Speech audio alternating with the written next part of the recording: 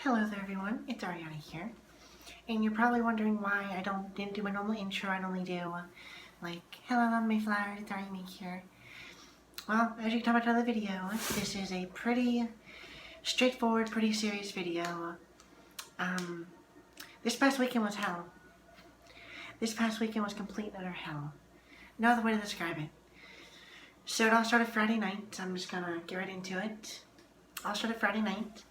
I had to work, so went to work in the afternoon thinking nothing of it. And my mom picked me up around, I think 10 something, little before 10, a little after 10, something like that. Anyways, so she picked me up, she brought me back to my house, and my dog Mimi was very sick for a good while. And like every year we always said, oh, she's not going to make it to her next stage, but she would prove us wrong. But finally we knew eventually that her time was coming, and over her last week of her life, she was so sick. She was not doing well at all. So she was having 3 or 4 seizures a day, if not more. She was having trouble breathing. She had a vet appointment, it was supposed to be yesterday. She had one scheduled, and well, she didn't make it to her appointment, obviously. But so anyways, I got back from work on Friday night, and she's normally at the window. Like, there's these steps, my steps going upstairs in my house. There's a little window right by the steps, and she's normally always sitting at the window barking, and you can always hear her carrying on inside. Well, we didn't hear anything, and the house was pretty dark. All the lights were off, so it was very dark. It was pretty dark, so I told my mom and brother, because me and my brother had a bad feeling when they were on their way to bring me back to my house. We were just like, something doesn't feel right. But I went inside. I was like, Nemers, which was her nickname. I look over, and there she was down on the floor, right in the middle of the living room. It was probably the most heartbreaking thing I've ever had to see in my life. I've seen a lot of heartbreaking things, but nothing to that extreme, because I had her since I was 9 years old. So I've had her since I was 9, I'm 20 now. So we had her a good while. Sorry, cats. Oh, they're knocking the camera over. Anyways, so I go inside. I see her. I come back outside and say, don't come in here. I think she's passed away. I go back in, and what's really been haunting me the last few days is seeing I keep seeing in my mind the last way I saw her. The last image of her I saw was not a good one. This might be too in detail for some people who don't want to imagine this. For those who knew Mimi, turn off the video. Don't watch. Sorry. Stupid cat trying to knock off my camera. Anyways. So, like I said, you have good imagery, don't watch this, don't listen to this far, skip over.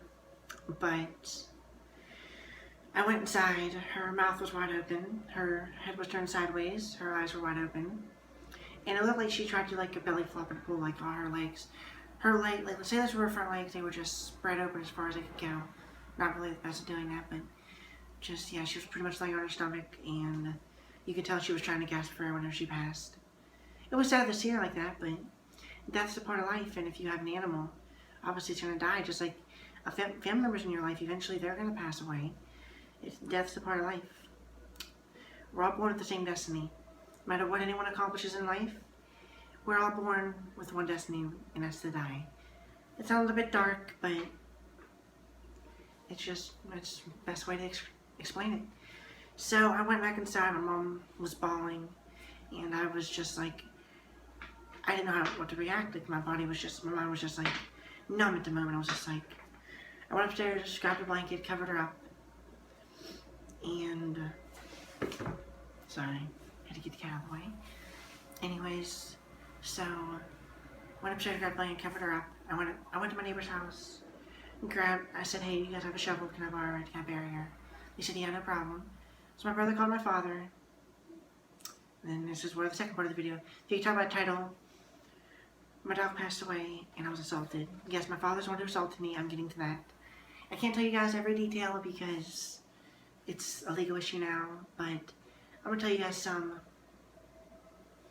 But, so, my brother called my father. I was in the backyard digging a hole. And he pulls up and he looks in the backyard and says, "Where the fuck's Mimi?" Sorry for my language, but... And I said, "She's inside, covered up with a blanket." And he said, "Stop digging." I said, "I'm just trying to bury a hole for my dog." And he said, "Stop digging." I said, "Don't yell at me. Don't yell at me." And then he started walking back here and said, "I'll yell at you if I want to, you son of a bitch." And I looked at him and said, I screamed at him. I said, "Our dog just fucking died. This isn't the time for this." He started saying something and I slapped him. I don't regret it. Like, he was abusive to me my whole life, for those who don't know. He was abusive all my childhood, teenage years. And I wasn't putting up with it. I'm 20 now. I'm a 20-year-old woman. I'm not going to deal with it. So I smacked him. And he swung at me. And then he started chasing me to my backyard. I tried making a run for it, but he cornered me. In my there's a giant hill and my neighbor's fence. So he cornered me. He got me a few times in the gut. He got me in the jaw. He got me a few other places, I guess. Others told me. At this point, I was blacked out. Like, going off of what others told me. I remember bits and pieces of it. Like, I remember so much that there's like a lapse in time that I don't remember. So, yeah. And then if my brother wouldn't have been there, though, I would have been a lot worse. I'm pretty sure my brother said he got me between my dad and me. I was able to get onto the road, and my brother's friends and a few of my neighbors were out here at this point, trying to separate us, or like keeping me away from him. He was sitting there just screaming at me from what everyone told me. I don't remember much what was said. I remember him saying one thing that really stuck. Like, he kept telling me, he said, "You're a fucking freak." He kept saying, "You're a boy, not a girl," and he kept calling me him. All my neighbors and my mom were like, "It's a she," and I kept calling him a disrespectful son of a bitch, which he is. He is the biggest piece of shit I've ever met. Sorry, I'm getting a little heated talking about all this. But, so he kept calling me names and just taunting me, and it got to the point where I was trying to, it was taking everybody with all their might to try to keep me away from him. And finally he went inside to see her and what condition she was in. And he took her in the backyard, started burying her. And at this point I was a little calmed down. I was smoking a cigarette. I haven't smoked cigarettes in over a year and a half, but I smoked, I think, like 3 or 4 in a matter of 10 minutes. Just because I was so on edge and shaky. And I was sitting on a fire hydrant, which, like, in my driveway, my mom's car was parked here. There's a little gap that leads to the backyard where he was burying her, or finishing the hole that I was digging. And then there was the house. He was in the backyard, and I was just sitting there staring at him, smoking. My friend Sammy and Keelan called me. I answered and I texted them and said, "Mimi passed away." And they asked me, they said, "Are you okay?" I said, "I'm far from okay." I said, "Me and my dad just got in a fist fight." I said, and she was asking, "What do you mean?" I said, "Just get up here," and I hung up. And then he was just talking at me from the backyard, saying stuff about my great-grandfather's funeral and how I went there just to flaunt myself off to family when I didn't care about anybody, which is a big fucking lie. I mean, I've been close to my great-grandfather, but he was the only great-grandfather I left. I still had all the respect in the world for him. My father's just a piece of shit. If you see this, you're a piece of shit, Scott Lavery. You. No one else. You. Anyways, back on topic. So, but he was taunting me from the backyard, just saying stuff like that, continued calling me the fucking freak. I can't remember what else he called me. He kept calling me, and it was related to freak, but anyways, so I looked at him and I said, "Well, at least I'm not, when I'm angry, y'all, I could be a very, very mean person." He deserved it, though, so I looked at him and said, "You were living on your first ex-wife couch, you were still married to your second one, separated, and you're dating someone else. If that's not a conjumbled mess, I don't know what is." It's probably not the best to put his personal info out here, but guess what? I don't care. Yeah. So, hey. Stop. Sorry.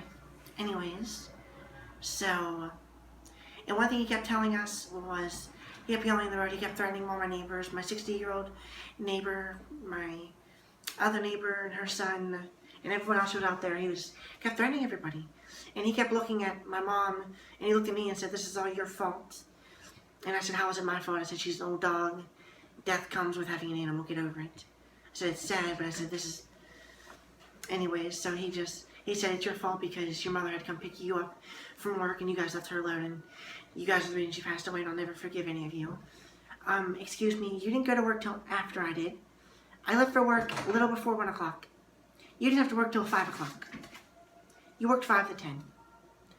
So, excuse me for actually having to work, and I didn't have a choice. I needed money, so went to work.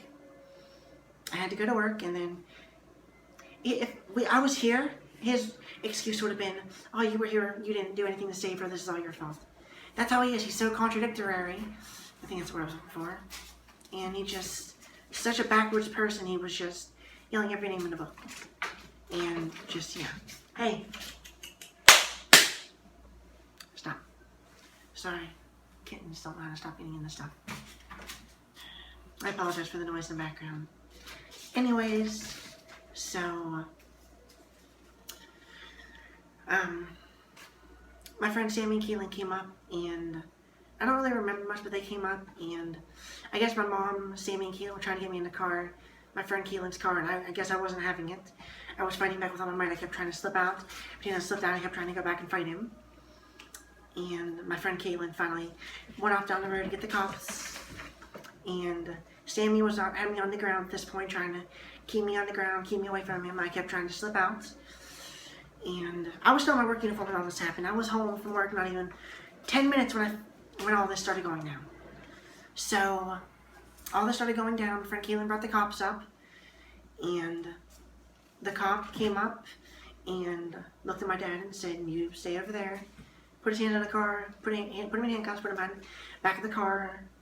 That's one thing I do remember. That's one of the moments, like, in the gaps where I do remember. And all I gotta say is, it was the most rewarding thing I've ever seen. It was a very peaceful feeling because, in my mind, he deserved it a lot sooner than he got it now. But, so, cop came over, checked on me, said, "Are you okay?" And I said, I'm hurting, my adrenaline was coming down, my ribs were killing me, so cop called me EMS up to come check on me, having trouble breathing, my blood pressure was beyond high. The ambulance said, "Would you like to go to the hospital to get checked out?" I said, "Yes," so they took me to the hospital. My blood pressure in the ambulance was 149/132, which is insanely high. And yeah, I went to the hospital. I was there until late Saturday morning. Just had a slight concussion and bruised ribs. Could have been a lot worse. But I was supposed to work all weekend. I called Saturday morning, told them what happened. I slept a total of 2 hours Saturday morning. 2 hours. I called work, told them what happened. They told me to take off a few days. I didn't go back to work until today, which is Tuesday. So we talked about it, and then, yeah. So that was my weekend. It was hell. Now I'm afraid to be in my house alone. Don't know if his crazy ass is going to try to come back here or not. Every time I'm here, I think of what happened with my dog Mimi. I've been distraught. I've been a mess the last few days. Hanging on though, like I always do. So, I said some stuff on Facebook I probably shouldn't have about some people who were being nosy. People like the only one to apologize to, I apologize if they end up watching this. But I shouldn't have posted. I didn't know the whole story until later on. Though actually until today I didn't know the whole story about what was going on. I was just told you were trying to nose, and I know we don't talk anymore. You don't care about me, I don't care about you. Long story. I apologize for the post. I never normally apologize for a post I make, but I apologize. So yeah, that was my weekend. I do have a bit of good news. I found a new place. I don't want to stay in this house because my roommates have been rocky on if they're going to stay here or not. And I don't want to be here after last weekend. I don't feel safe here. I keep thinking about finding my dog dead on the floor, and it's just like, I don't want to deal with this. So I posted this ad on Facebook. A friend of mine reached out to me, a coworker, and she found a place. I'm going to look at it Thursday. It sounds so promising. Once I have it officially 100% locked in, I'm going to just kiss this place goodbye. I wanted to stay here for a while, fix the place up, but I'm not dealing with it. Alrighty everyone, well, I hope you all enjoyed this video. This was more of a serious note video. I really want to. Oh, I also